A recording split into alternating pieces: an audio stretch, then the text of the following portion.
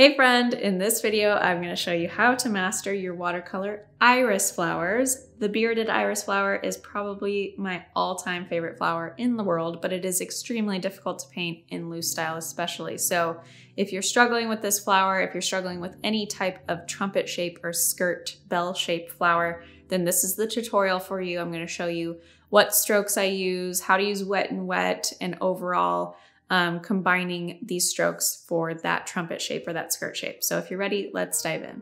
All right, this flower, I'm going to show you how to master the iris, loose style iris in watercolor.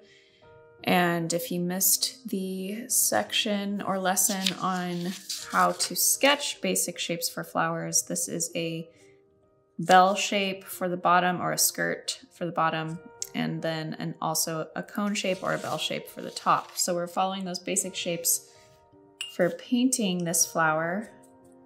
I'm gonna mix up, there are so many different beautiful colors for irises. I think bearded iris is my favorite flower. It's like so cool. But I'm gonna do like a golden yellow with lemon yellow deep and yellow ochre for the base of my petals. And I'm gonna, for all my loose style florals, I'm always making sure to point back to the center or the bulb of the flower where the bulb and the stem are connected. So I'm envisioning that with my eye, and I'm gonna grab that golden yellow color and just pull out these long teardrop shaped petals with long fluffy stuff. So if you missed the basic petal shapes lesson, go back to that. I'm doing a combo of long teardrop shaped flat petals and fluffy stuff because I want this jagged, frilly skirt look to the bottom of my iris. And I'm gonna come out here maybe and do some more frills. I've got my size 16 brush. And then while that is still wet, I'm gonna grab some ultramarine violet, cobalt blue, and opera rose for a purple color that I'm just gonna work in using wet and wet.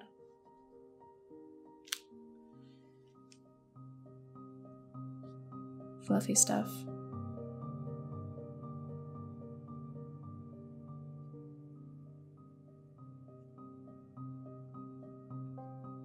You can use a reference photo for this if you need to know like color combos for bearded iris, but I am just kind of going off of memory.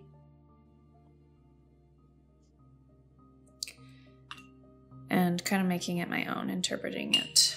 But using that wet and wet technique is really just a beautiful way to capture the essence of an iris. Now I'm going to grab yellow ochre and a touch of burnt umber and some scarlet lake and go back in these petals and add some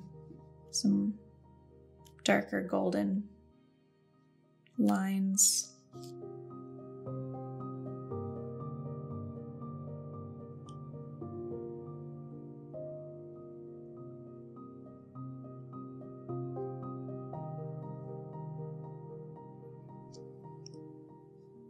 So there is my, what is it? Flamenco dancing?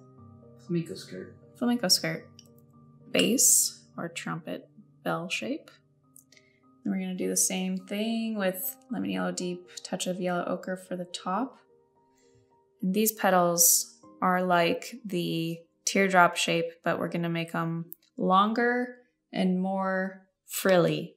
So I'm gonna create a bowl shape or a trumpet shape on top. So basically kind of mirroring what I did on the bottom, but with long teardrop shaped petals like so. But I'm gonna make them frillier by adding some texture. And then we've got another one here. Love that bleed. But make it frilly.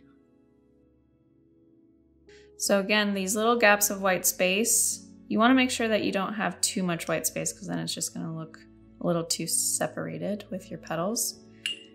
But that's what really helps show that it's a separate petal. So you want to keep that in mind as you're painting these. Then I might come out for a wide one over here that's really light. And go back in with some purple.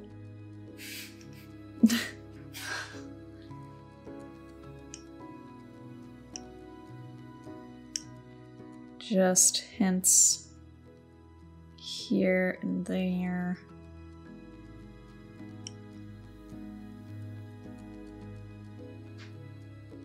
For that texture. And then I'm gonna grab like a really nice yellow orange with cadmium orange and lemon yellow deep. And this is where the stamen of the flower is gonna go. So I'm just gonna grab the side of my size 16 brush and give it that little moment. Let it do its thing. Help it bleed a little more if you want.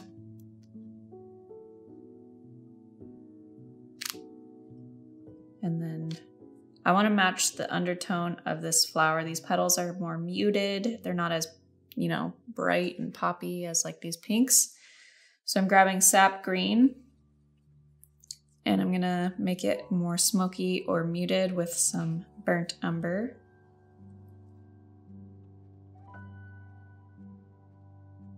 Maybe a touch of Prussian blue. And I'm gonna come up using the side of my brush. Dance around.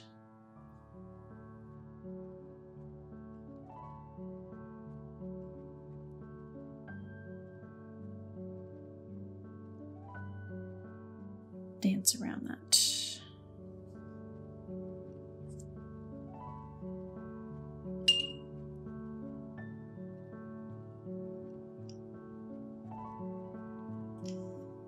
And maybe we've got a little bud over here. Just one teardrop petal, and then we're just gonna frill it.